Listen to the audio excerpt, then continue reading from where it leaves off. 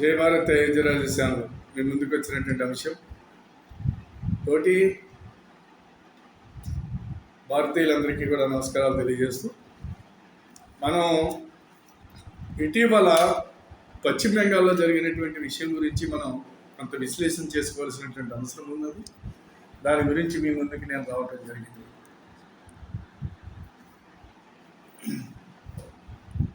మిత్రులారా, ఒకసారి ఆలోచించండి. పశ్చిమ బెంగాల్ అనేటువంటి రాష్ట్రాన్ని పశ్చిమ బెంగాల్ అంటే చాలా గొప్ప గొప్ప వీరులు సూర్యులు పుట్టినటువంటి రాష్ట్రం అది.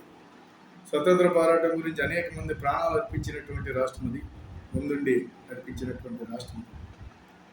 అలాంటి పశ్చిమ బెంగాల్లో స్వతంత్రం వచ్చిన తర్వాత ఒక 30 సంవత్సరాలు కమ్యూనిస్టులు పాలించారు. ఆ తదుపరి తృణమూల కాంగ్రెస్ పరిపాలన చేస్తూ ఉన్నది. అక్కడ కమ్యూనిస్టులు పరిపాలన చేసే రాష్ట్రాన్ని ఎంతో సంపన్నమైనటువంటి రాష్ట్రాన్ని ఒక పేద రాష్ట్రంగా తయారు చేసి వాళ్ళే సంపాదించుకుని అక్కడ ఉన్నటువంటి ప్రజలందరినీ కూడా దేశంలో నలుమూలకి వచ్చి వాళ్ళు బతికేలాగా, పశ్చిమ బెంగాల్ అంటే మనకి చూస్తూ ఉంటాం, అనేక పనులకు వచ్చి చేస్తూ ఉంటారు పాపం. ఆ రకమైనటువంటి పద్ధతిలో ఆ ప్రజల్ని నానా అవస్థలు పెట్టి నానా పేదరికంలోకి గెంటేసినటువంటి ప్రభుత్వం ఆనాడు కమ్యూనిస్ట్ ప్రభుత్వం. ఇకపోతే అక్కడ అనేక రకాల విషయాల్లో ఉద్యమాలు చేసి తృణమూల కాంగ్రెస్ నుంచి ఏర్పడినటువంటి తృణమూల కాంగ్రెస్ నానా ఉద్యమాలు చేసి గొడ్లిప్పించుకుని తన్నించుకుని రోడ్డు పక్కన చచ్చిపోయిందని వదిలేసి కమ్యూనిస్టులు దాన్ని చెత్త కింద కొట్టేవారు ఆ నాయకుడు. అలాంటి పరిస్థితుల నుంచి మొత్తం మీద ఏంటంటే ప్రజలు ఏ రకంగా అయితే ఆవిడని అక్కడ ప్రజలు ఎన్నుకోవడం జరిగింది. ఈ ప్రజలు ఎన్నుకోవడంలో జరిగినటువంటిది ఏంటంటే అక్కడ కమ్యూనిస్టులు మడుగు పడిపోవటం కూడా జరిగింది. ఇకపోతే భారతీయ జనతా పార్టీ అక్కడ అధికారంలోకి రావడం, అక్కడ భారతీయ జనతా పార్టీ అక్కడ పుంజుకోవడం జరిగింది. అధికారంలోకి వస్తుంది భారతీయ జనతా పార్టీ, మళ్ళీ తర్వాత ఈ మధ్యలో వస్తుంది. మన జరిగినటువంటి ఎలక్షన్లో అధికారంలోకి రావాల్సినటువంటి భారతీయ జనతా పార్టీ తప్పుడు ప్రచారాలు చేసి కాలుకి కట్టుకట్టుకుని నన్ను కాళ్ళు ఎరగొట్టేశారు, నన్ను గుద్దేశారు, లేదా నన్ను పడగొట్టేశారు అని చెప్పేసి అబద్ధాలు చెప్పి ప్రజలకు కాలుకి కట్టుకట్టుకుని వీరిసేల్లో ప్రచారం చేసినటువంటి ఘనత తనకే దక్కిందంటే అంత మోసపూరితమైనటువంటి ప్రచారం చేయడానికి ఒక దిట్ట. అలాంటి మనిషి అక్కడ అధికారంలోకి వచ్చిన తర్వాత బయట నుంచి వచ్చేటువంటి పశ్చిమ బెంగాల్ అవతల నుంచి మామూలుగా మీకు రోహింగ్యల్ని బర్మా నుంచి ఆ చుట్టుపక్కల నుంచి సరిహద్దు నుంచి యువతలకు దాటుకుంటూ రోహింగ్యలు అనేటువంటి ముస్లింలు ఈ రాష్ట్రంలోకి రావటం, వాళ్ళకి ఓటు హక్కు కల్పించడం, వాళ్ళకేమో ఆధార్ కార్డులు అవి కల్పించడం అనేది ఇవి గారు చేసినటువంటి పని. చేసి ఆ ఓటు బ్యాంక్ని నిర్మాణం చేసుకుంది. అక్కడ ఉన్నటువంటి హిందువుల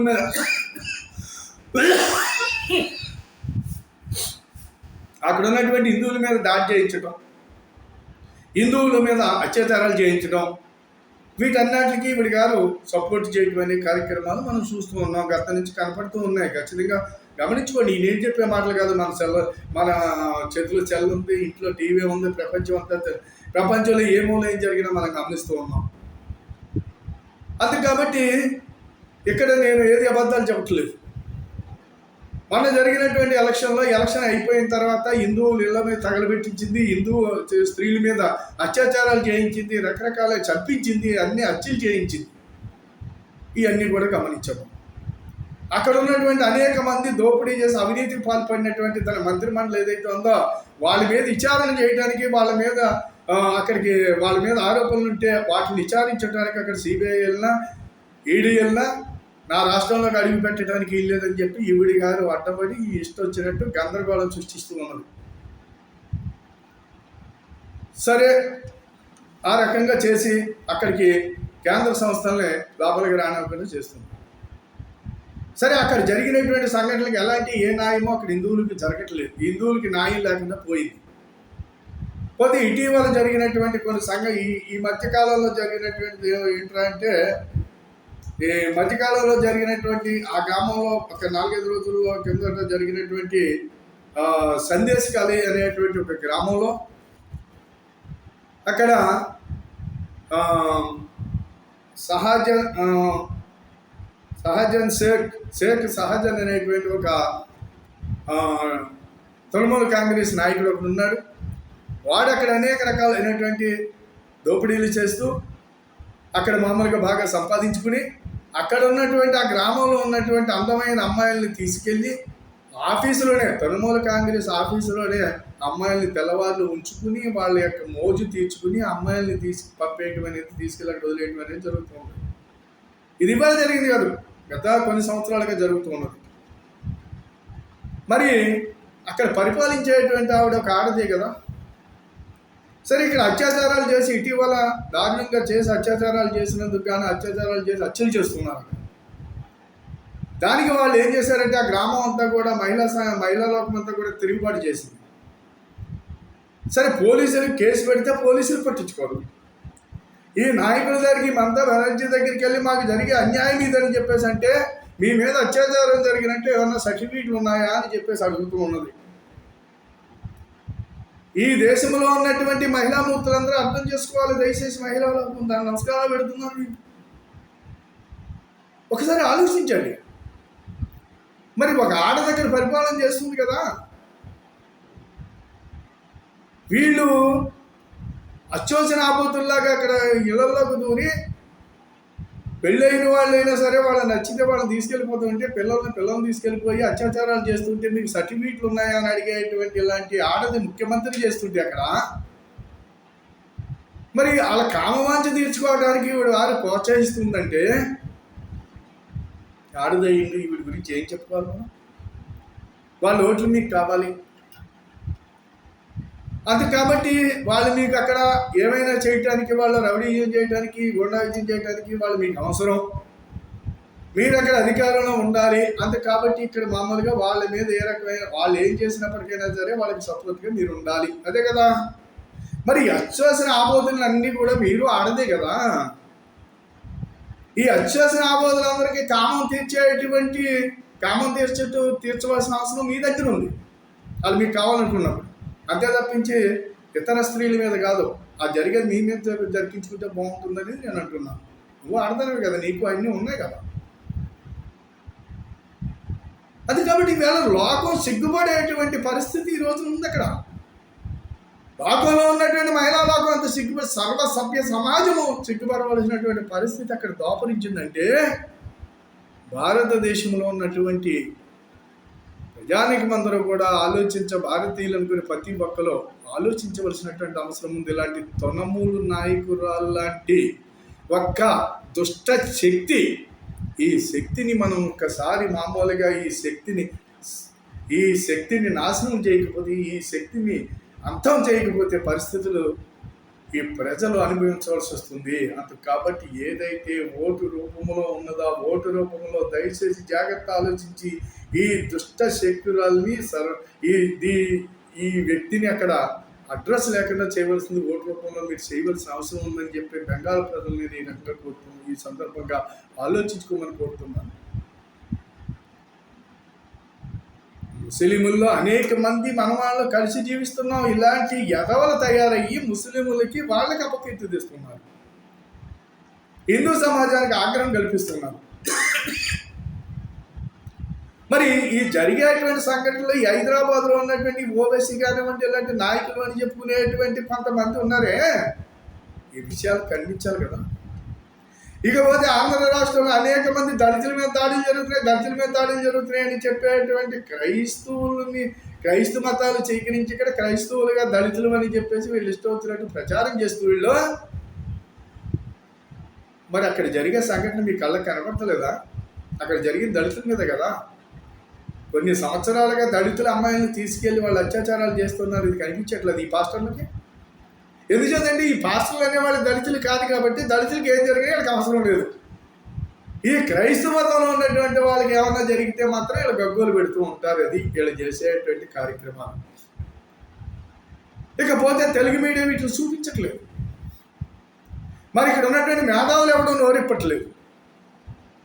అనేక మంది ఈ రాష్ట్రంలో మేధావులు అని చెప్పుకునేటువంటి పనికిమాలి మేధావులు, కుహానా మేధావులు, సెక్యులరిస్టులు అని చెప్పుకునేటువంటి మేధావులందరూ కూడా ఈ జరిగేటువంటి సంఘటన మీకు కనిపించటలేదా అని నేను అడుగుతున్నాను. భారతీయ జనతా పార్టీ మీద రోజు తెల్లారి లేసిన కాడి నుంచి మీరు ఇష్టం వచ్చినట్టు తప్పుడు ప్రచారాలు చేస్తున్నారు. మీరు ప్రజలు నమ్ముతారా? మీరు ఎంత తప్పుడు ప్రచారం చేస్తే ప్రజలంతా కూడా భారతీయ జనతా పార్టీకి అన్ని వర్గాల నుంచి కూడా స్వాగతం పలుకుతూ దాన్ని ఇంకా పైకి తీసుకెళ్ళడానికే చూస్తున్నారు. ఎందుచేత తెలుసా? భారతీయ జనతా పార్టీ భారతీయుల పార్టీ, భారతీయ మాత యొక్క ముద్దు బిడ్డలు వీళ్ళు. భారతదేశానికి నష్టం జరిగితే సహించలేరు, ఇక్కడ సంస్కృతి నష్టం జరిగితే సహించలేరు. ఏమేమి అవినీతి పనులు కాదు, దేశ బిడ్డలు, ఈ దేశాన్ని కాపాడుకునేటువంటి బిడ్డలు మాత్రమే.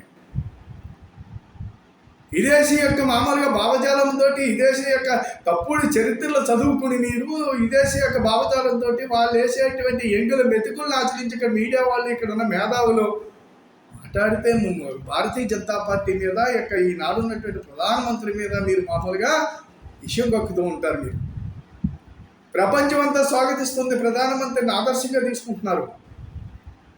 ప్రధానమంత్రి ఈ రోజుని మొదటి స్థానంలో ఉన్నారు. ప్రపంచ దేశాల్లో ప్రెసిడెంట్లు అందరిలోకి కూడా ఈనాడు మొట్టమొదటి స్థానంలో ఇవాళ ఈ దేశ ప్రధానమంత్రి ఉన్నారు. ఈనాడు ఈ దేశంలో 80 కోట్ల మందికి 4-5 సంవత్సరాలుగా 5 కేజీలు ఉచిత బియ్యం ఇచ్చి ఆహార ధాన్యాల కొరత లేకుండా, పేదరికము లేకుండా ఈ దేశాన్ని అభివృద్ధి పదవిలో ముందుకు తీసుకెళ్తామంటే ఆయన మీద మీరు ఇసుమొక్కుతూ ఉంటారు. మీలాంటి సన్నాసులు ఉన్నటువంటి మిమ్మల్ని, మీరు ఇక్కడ దేశద్రోహులు మిమ్మల్ని ఇప్పుడు నేను ఈ సమాజం అంతా కూడా గమనించవలసింది ఏంటంటే, ఇటువంటి మేధావులు ఎవరైతే ఉన్నారో వీళ్ళు ఎక్కడ సమాలో కనబడితే అక్కడ కాళ్ళ పట్టుకుని కిందకిలాగా తన్నిస్తేనే కానీ, వీళ్ళపైన యాక్షన్ తీసుకుంటేనే కానీ ముందర మనమందరం కూడా వీళ్ళపైన యాక్షన్ తీసుకోవాల్సినటువంటి అవసరం ఉంది. మీడియా ముందరకు వచ్చేటి ఇక్కడ ఉన్న పనికిమాలి తెలుగు మీడియాలు ఏవైతే ఉన్నాయో ఇలాంటి ఎదవలందరినీ కూర్చోబెట్టి ఇది ఒక చర్చ. అది కనిపించట్లేదా? పాకిస్తాన్లో దళిత మహిళల్ని, తల్లిని పిల్లని కూడా నగ్నంగా బట్టలు ఇప్పేసి రోడ్డు మీద నడిపించుకుంటూ తీసుకెళ్లారు అక్కడ ఉన్నటువంటి ముస్లింలు. అది మీకు కనిపించలేదు. మణిపూర్లో 2 వర్గాలకు సంబంధించినటువంటి మైతీలు, వకీలు అనేటువంటి జరిగినటువంటి సంఘటనలకి ఇక్కడి నుంచి మతం అని చెప్పేసి పులిమి ఇక్కడ మీరు ప్రచారం చేశారు. ఇక్కడ ఉన్న పాస్టర్లో బైబిల్లో రాసిందా మిమ్మల్ని అబద్ధాలు చెప్పమని? దేవుడి బిడ్డలు, దేవుడి సేవకులు. ఎవడరా దేవుడు, ఎవరు మీరు సేవకులు? మరి నిజంగా దేవుడి బిడ్డే బైబిల్ అనేటువంటిది ఒక ధర్మగ్రంథమే అయితే మిమ్మల్ని అబద్ధాలు చెప్పమని అందులో రాసిందా అని నేను అడుగుతున్నాను. మరి ధర్మంగా మీరు ప్రచారం చేయండి. హిందూ సంస్థలైనటువంటి పెద్దరిపులో కానివ్వండి, ఇంద్రకీలాద్రి అయినటువంటి విజయవాడలో కానివ్వండి, గుడి దగ్గరికి వెళ్ళిపోయి మీరు ప్రచారాలు చేసి అక్కడ ఆక్రమించి చర్చలు కట్టి ఇలాంటి కార్యక్రమాలు మిమ్మల్ని ఎవరు చేయమన్నాడు? చర్చ కట్టుకో, ఎక్కడ నీ స్థలం ఉంటే అక్కడ నీకు మామూలుగా గవర్నమెంట్ యొక్క పర్మిషన్ తీసుకుని కట్టుకో. నువ్వెవడు మా ఇళ్ళకి వచ్చి హిందువుల ఇళ్ళకి వచ్చి నువ్వు మతం మారండి, నిజమైన దేవుడు, ఆ దేవుడు, ఈ దేవుడు, డబ్బులు తగ్గింతాడని చెప్పేటువంటి అవి తగ్గింతాడు, ఈ తగ్గింతాడని దొంగ ప్రచారం చేస్తున్నావు. ఎవరికి తగ్గించాడు? మీరు ఎందుకు హాస్పిటల్కి వెళ్తున్నారు? ఈ రాష్ట్రంలో 120 మంది పాస్టర్లు చచ్చిపోయారు. ఎందుకు చచ్చిపోయారు? ప్రపంచం ఇది ఒక పెద్ద అబద్ధం అని చెప్పి ఈ రోజున అనేక చర్చిలు హోటళ్ళుగా మార్చేస్తున్నారు, రెస్టారెంట్లుగా మారుతున్నారు. ప్రపంచం అంతా కూడా హిందూ సంస్కృతి వైపు ప్రయాణం చేస్తున్నది. ఇప్పుడు ఈ సమాజం జీవించి ఉండాలి, ఈ సమాజానికి ఒక మనుగడ ఉండాలి అంటే హిందూ ధర్మం తప్ప ఇంకోటి లేదనేది ప్రపంచం నమ్ముతూ ఉంటే, ఎక్కడ మీ సంచులు నింపుకోవడం గురించి, మీరు మామూలుగా మీరు సంపాదించుకోవడం గురించి మీరు ఒక సంచి తగిలించుకుని గ్రామాల్లో గురించి ప్రచారం చేస్తావా? నువ్వు మత ప్రచారం చేయమని లేదు, నువ్వు మతం తీసుకోమని ఉంది. నువ్వు మతం కావాలంటే నీ ఇష్ట ప్రకారంగా మతం తీసుకోమని ఉంది తప్ప నువ్వు ఈదిళ్ళు అంటే వచ్చి మత ప్రచారం చేయమని ఎక్కడ రాజ్యాంగంలో లేదు. రకరకాలైనటువంటి అబద్ధాలు చెబుతూ మీరు చేసేటువంటి మోసాలకి కళ్ళి వేసే రోజు వస్తుంది. అలాంటి కళ్ళి వేసే రోజు వస్తుందని చెప్పేసి మీ ఇష్టం వచ్చినట్టు ఇక్కడ మామూలుగా మీరు బీజేపీ మీద దుమ్మెత్తిపోతున్నారు. మీరు ఏ రకమైన దుమ్మెత్తిపోసినప్పటికైనా సరే ఈనాడు మతాలకు అతీతంగా అనేక మంది భారతీయ జనతా పార్టీ పరిపాలనలోకి మళ్ళీ అధికారంలోకి రావాలని ప్రయత్నం చేస్తున్నారు. ఈ సంగతి నీకు తెలుసో లేదో ఇది గమనించుకో. చెత్త వేషాలు వేయొద్దని మాట్లాడితే హిందూ ఉగ్రవాదులు కాషాయ ఉగ్రవాదులని వాడేటువంటి మీ భాషకే మామూలుగా ఉండదు, మీకు తగినటువంటి సాక్షి జరుగుతుంది. కాబట్టి ఇలాంటి అసత్య ప్రచారాలు మీ ఇష్టం వచ్చినట్టు మాట్లాడకండి ఏంటో అనుకుంటున్నారేమో. ఇలాంటి విషయాలు మాట్లాడి హిందూ సమాజాన్ని హిందూ సమాజం మనకి బాధ కలిగించే మాటలు మాట్లాడినప్పుడు ఆగ్రహానికి గురయ్యవలసినటువంటి పరిస్థితి వస్తే మీరు ఎందుకు పనిచేయరు. కాబట్టి సందర్భంగా నేను ఇలాంటి ప్రచారాలు మానేయమని, ఏదైతే ఈనాడు ఉన్నదో ఈ పశ్చిమ బెంగాల్ ముఖ్యమంత్రి, ఈ ముఖ్యమంత్రిని నడి రోడ్డు మీద ఉరి తీయవలసినటువంటి అవసరం ఉంది. అది చేసేటువంటి మాతృమూర్తుల మీద, స్త్రీల మీద, అమ్మాయిల మీద, వీళ్ళందరి మీద జరుగుతున్నటువంటి అత్యాచారాలు చేయిస్తుంది అంటే తగిన సాక్షి తన నడు రోడ్లు 4 రోడ్ల కూడల్లో పెట్టి ఉరి తీయవలసినటువంటి సమయం ఆసనం అవుతుంది. అది జరుగుతుంది రాబోయే రోజుల్లో అని చెప్పేసి సందర్భంగా కోరుతూ సెలవు తీసుకుంటున్నాను. నా వీడియో 10 మందికి షేర్ చేయండి. దయచేసి మీరు సబ్స్క్రైబ్ చేసి 10 మందికి షేర్ చేయండి. మీరు ఏదైనా కామెంట్ రూపంలో ఉంటే నాకు తెలియచేయండి అని చెప్పేసి సందర్భంగా కోరుతూ సెలవు తీసుకుంటున్నాను. జై భారత్, జై.